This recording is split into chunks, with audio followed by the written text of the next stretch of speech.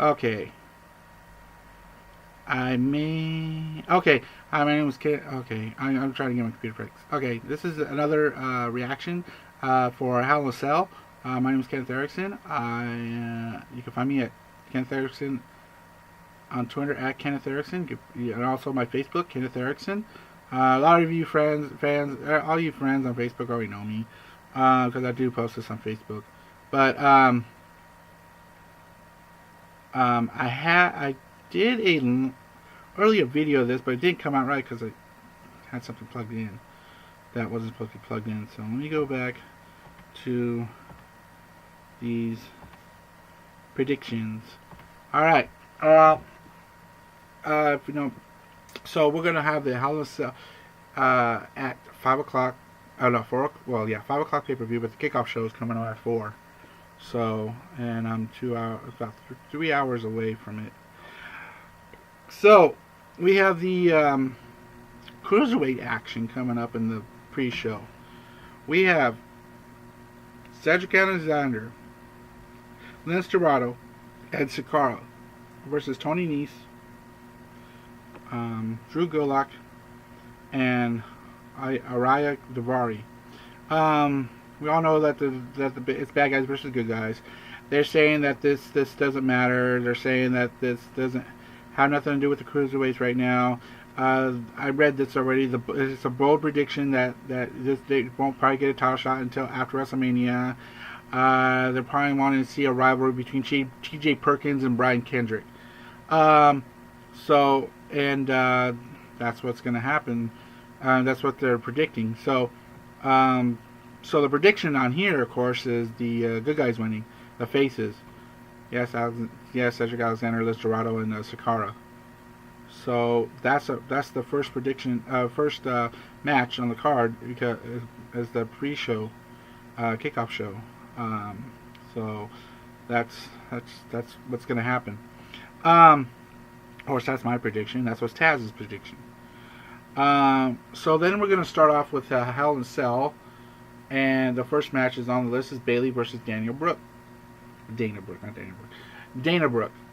Dana Brooke on my mind. Last Raw, we saw that Dana Brooke had that arm wrestling match. Of course, Dana Brooke is way stronger than Bayley. You know, strength versus, you know, some girl that just comes in here because she's a kid. Kids look up to her as a cuteness and all that. Just like the boss, Sasha Banks. You know, don't worry, they're good. They're good, but they're not strong good. You know, you can become a high flying wrestler. You can become all the lucha. You can become all this and all that. But when it comes to getting a title on you, it's more than just high flying moves and everything. You gotta have strength. You gotta have determination. But you know, talk the talk and walk the walk is a different thing. You know, I consider Bayley like Sasha Banks because Sasha Banks does this. You know, the reason why that's why I was kind of happy that Charlotte beat her at SummerSlam because it just shows you that Charlotte is taller than her. You know, and she complained about her losing. Well, hello, you know, her weight is what she got. You know, in every sport, they tell you. I played basketball. When you're in the center, you know, when you're center, you got to use your weight. You got to use your weight. You use your weight. You know, it's like Big Show. Use your weight to get pins. That's how this is supposed to work. You know, but no, WWE doesn't want to get anybody over them with big men because they think it's cheating. They think it's not fair. Well, you know what? Life is not fair. So, and you're just going to give away titles because what fans think, what the fans think. You know, I'm agreeing with Vince McMahon. I hate to be a heel, but shoot, man, I mean, there's only certain people I'll be heels to, Sasha Banks, and I hate to say Bayley too because Bayley may be from my hometown where I was born at, but she ain't got me over. You know. Yeah, I see her in this picture where she's doing a belly, but this woman may have a little muscle, but her arms are a little bit shorter than Dana Brooks. So you gotta really train. You gotta really get in there and work out. This ain't no divas match, you know. This ain't no divas thing where you go for hot looks and everything. No. You know, Lita and Trish Stratus, did something that nobody in the women's industry, nobody has that. They have strength, they have charisma, and they have the heart. Well, you have to have strength, you have to have the charisma, and you have to have heart in wrestling. You do, and you gotta be tough, tougher than nails. And you're doing injuries. Well, yeah, you can shake it off, but it's also a career ending because your body's got to get used to it. If your body can't get used to being a wrestler in the ring, then you don't belong in the ring. And if you keep on injuring yourself, Vince McMahon's gonna look at it and say, hey, you know what, we're gonna have to let you go because you're getting injured too much, or costing me money for surgeries is just not a thing. It's just Vince McMahon's all about money. But hey, I hate to sound like a dick, but hey, that's why I kind of get knocked off when Cesaro was getting injured left and right. Great wrestler, but injuries isn't what you should do. You shouldn't be risking your career on it. You're doing something wrong every night. You're breaking a bone. You're doing these high spots that really don't need. So. Yeah, so Brooke, I got Brooke on here as the winner. She's in momentum. She's in great momentum right now. Yeah, so that's also my prediction. That's also Taz's prediction, and of course is that WWE prediction. Okay, next, of course, we got Enzo and Big Cass versus Luke Gallows and Anderson. I said this earlier. I like both teams, but WWE is predicting Luke Gallows and Anderson because after losing the New Day, Luke Gallows and Anderson made a promise to end the fun and games. Since the feud began, Enzo and Cass have dominated Gallows and Anderson with committed anger. The heavyweights need a victory to stay relevant in the feud. Yeah, I agree, Gallows and Anderson, because if Gallows and Anderson does lose, this is not what Vince McMahon paid them to do. This is not what Vince McMahon paid them to do, is to keep losing. No, Gallows and Anderson needs to be on top. They need to put more heat. They need to stop doing the games. They need to stop doing doctors. They need to stop doing the little midgets. They need to stop doing that. That's what they're saying. I'm here to. They want to come in here, beat you up, and take names, and just say, hey, we're here, but we're here to kick ass. That's what they were meant for. The club. They're too sweet. So, I go with the club on this one because Enzo and Cass, they may be going on the strong, no games at all, but they're not. I don't think they're high enough to be Carl Anderson and Gallows because that's like the NWO, Yeah, don't want to bury the club. Come on, don't bury the club. The club was the best thing ever happened in wrestling history. The shirts were selling. The shirts are still selling. So I would be, if Vince was smart, he would benefit by keeping those shirts on the shelves and going strong. Enzo and Cass, they may be doing good merchandise, but I don't know. Anyways, let's go to the cruiserweights. T.J. Perkins versus Brian Kendrick. T.J. Perkins will. The prediction here is kind of getting to me. I read it earlier. Anyways, I don't need to get in story mode about it. He will admitted he will be unable to defeat Perkins. WWE has no reason to move away from Perkins as champion. But that's not the thing that got to me. The thing that got to me is this thing they say about Kendrick will continue to do his downward spiral by going after other championships on Raw, starting with Reigns. That doesn't make sense. Because some WCW writer did this, because this relates to the Rey Mysterio Kevin Nash situation, Giant Killer. Well, Roman Reigns and Brian Kendrick, I don't know. It's just the cruiserweights had that back in WCW days where they go against big guys, going for big championships. Like, we know Chris Jericho went for the television and stuff, but the United States Championship, I don't know. Kalisto did it. Kalisto, but they're not. He's a luchador, but wasn't in the cruiserweights. But hey, you know what? Anything can happen. That's why I said Kalisto was more like a Rey Mysterio. So, like I said, they're probably gonna play that big guy, small guy card again. but with Brian Kendrick. I don't know. That's what got to me. It's just that some matches. I would like my prediction would be Brian Kendrick because it was his time. He needs the match. He needs the win. I think he needs the win. So, but WWE's picking this. Taz, I think, picked Brian Kendrick. But of course, T.J. Perkins is pretty cool. I like T.J. Perkins a lot. You know, I'm not doubting T.J. losing this. He might win. But the way Brian Kendrick's on a roll, I think he should take the title.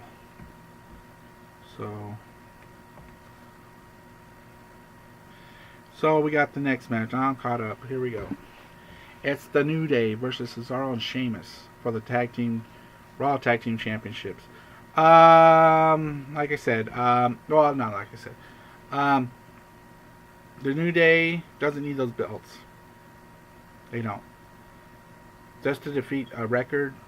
Records are meant to be broken, I understand. So we're going to have New Day beat the record of Demolition. You know, it's just, what gives them the right to defeat Demolition when they're, you know, oh, it can make sense because they're still in heel mode. It's a 3-man team. They cheat. Even as baby faces. They cheat as baby faces. But they're not heels. That's the problem. They are not heels, but they cheat. That pisses me off about the New Day. Is that WWE is looking at the New Day as this. They started as heels. You know?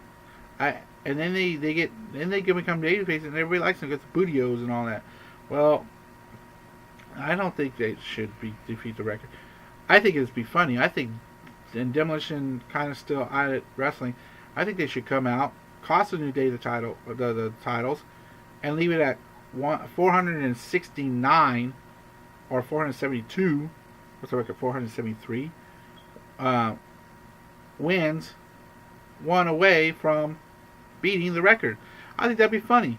So I think Enzo Cash. I think that Sheamus and Cesaro should win this tag team match. Everybody, but they don't think that. You know, Taz doesn't think they're going to win. But you know what? It could be surprising. You know, Sheamus and Cesaro could be on that roll, that thing, if the tag belts are on the line. You know.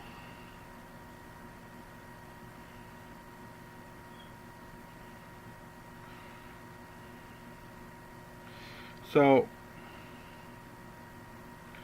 WWE has the New Day heading toward history, and there is little reason to believe they will fail. Cesaro and Sheamus are a makeshift team whose story is still developing. The New Day retained by pinfall. Cesaro and Sheamus will be co-captains for Team Raw of Survivor Series. So, Raw is already picking New Day. I mean, it's Vince McMahon. Makes sense. Vince McMahon likes New Day. Okay? I like to see Cesaro and Sheamus win the tag team belts, kind of get away from that, you know, feud. Kind of like how Chris Benoit and Kurt Angle did, you know, situation that they had to get along together. Well, I thought this was going to happen with Sheamus and Cesaro, but Cesaro, I don't know. Just can't get along. Yeah. Mick Foley's dumb. You see potential, Mick Foley. Well, you're a dumbass. Mick Foley, you're a dumbass on making matches. I know it's not your fault. Somebody telling you about it. You know, when somebody makes a talent look like an ass, that pisses me off. You know? Like Vince. He makes talent look like an ass. You know? So, that's why you gotta listen to Jesse Ventura on the Stone Cold Steve Austin podcast. Because Vince has to control everybody. Everything. Yeah. So, never make the fans happy, you know? Okay, here's our first Hell in a Cell match. Roman Reigns versus Rusev for the United States Championship. I don't think that I don't know. People are saying that the Sasha should be the end. I don't think so. Is because the United States Championship is historic too. It's never been defended in the Hell in a Cell. You know, they kind of making it like it's all about the women. I kind of disagree. It should be all about the women and the U.S. belt. So, I think this match should never take place in the beginning. I think that both matches, I think I think the two matches that should go at the end is the U.S. and the women's, because this is so valuable. The Universal Championship is another championship. Everybody's seen a championship in a Hell in a Cell so many times. So if the WWE does this right, booking right, I'd like to see both U.S. and the women's Hell in a Cell matches at the end. I prefer the women's Hell in a Cell before the United States. It's not to down the women. It's because either way, I guess it's either way. I mean, they are making history of both, but I think those two are the most valuable matches. And a Hell in a Cell match, I think. I don't know if the United States Championship was held in the Hell in a Cell match, but I could be wrong.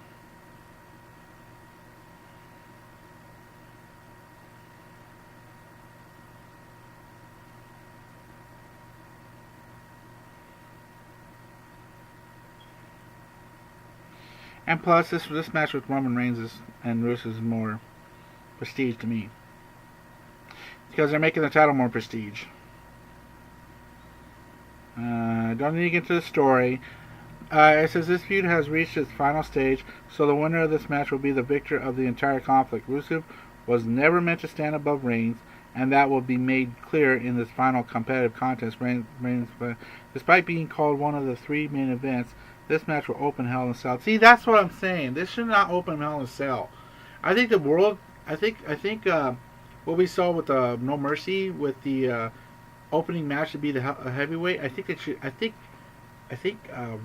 Raw should counter with that as making the world title, the Universal title, as the opening.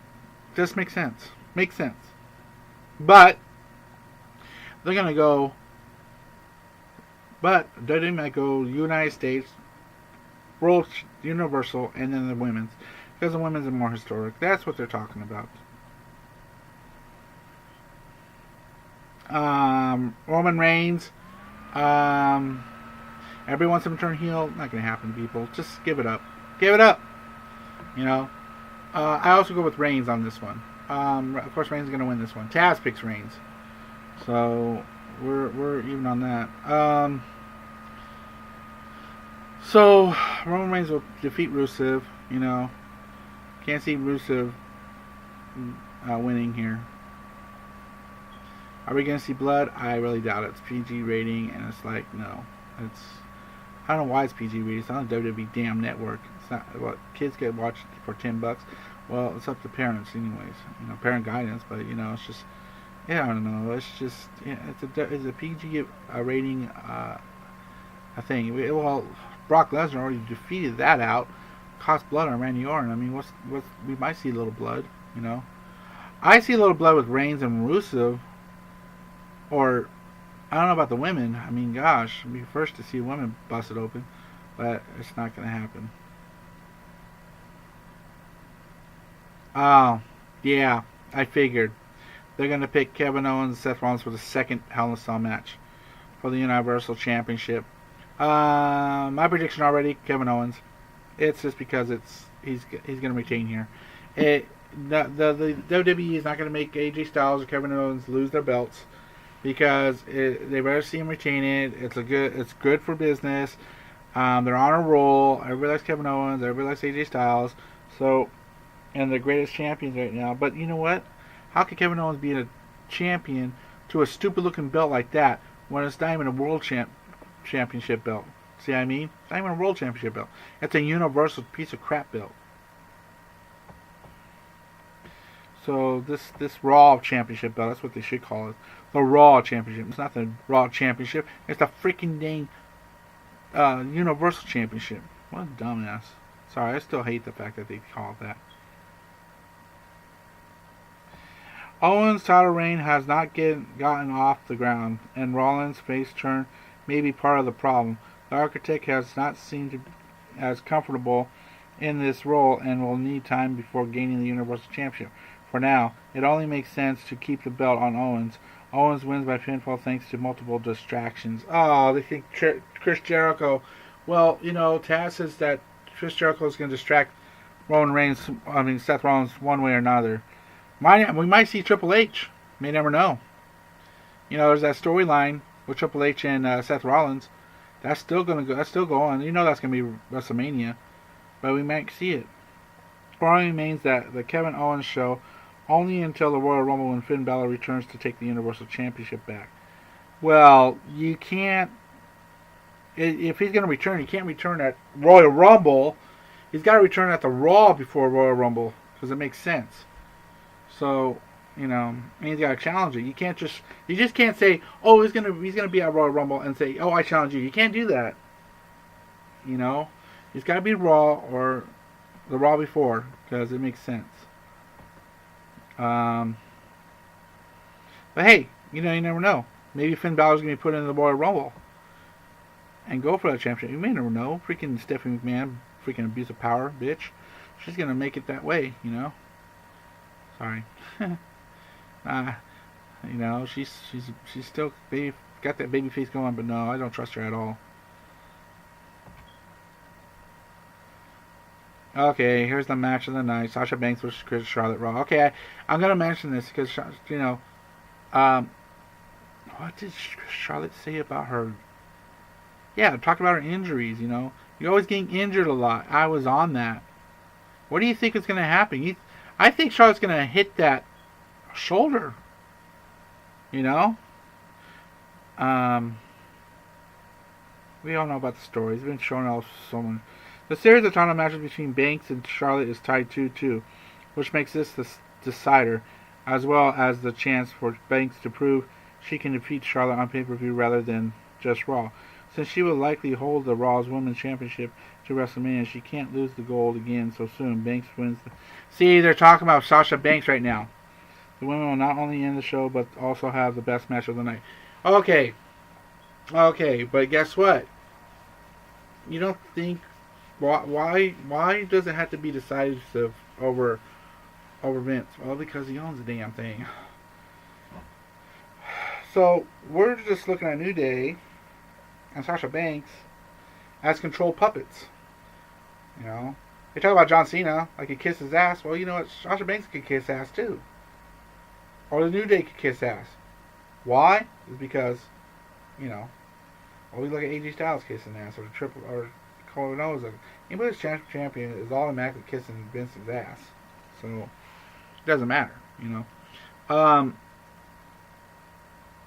I think if it was really if it was undecisive, it should have been. I think it should go Charlotte's way. Personally, I think Charlotte could injured because Sasha has been injured. A lot of injuries. Okay, I can see this. She could work out the injury, work through an injury, and get the title. That's all I could see. Sasha could get through this, but I don't know. Don't forget, Charlotte's on a good roll. She could become 16-time women's champion. Think about it. I mean, Flair is a big name. She's got two or three titles. She's a 2-time champ now. She could become a 3rd-time champ or a 4th-time champ. That's what I'm thinking. I mean, I think she's a 3-time champion now. I don't know. Well, I don't know. Maybe not. She's 2-time. Anyways, that's the predictions on. If I had to pick, I would pick Charlotte, but WWE's picking Banks. Taz is picking Banks. I don't know. I would go for Charlotte on this. I'm going for Charlotte on this one, but safe side would be Sasha Banks. So the prediction is Sasha Banks, but I can't see it. I think I should have this rivalry where Sasha wins it, Charlotte wins it, Sasha wins it, Charlotte wins it, all the way up to WrestleMania. That way they'll have like a series of matches. It doesn't matter, you can have Sasha Banks winning at Hell in a Cell, but dang well Charlotte's going to come in here and say, oh, I'm going to get at Survivor Series. Well, they can't do that because they got the women's match, the women's Raw women's against the SmackDown women's, So we'll see. Maybe that's what's going to happen. Sasha wins and there's no rematch until TLC or something like that, We'll see. Rivalries do last though, so sausage time. Well, I'm gonna have my live reaction at in about 2 hours now. I will see you at 4 o'clock, and that will be it. You guys have a good day.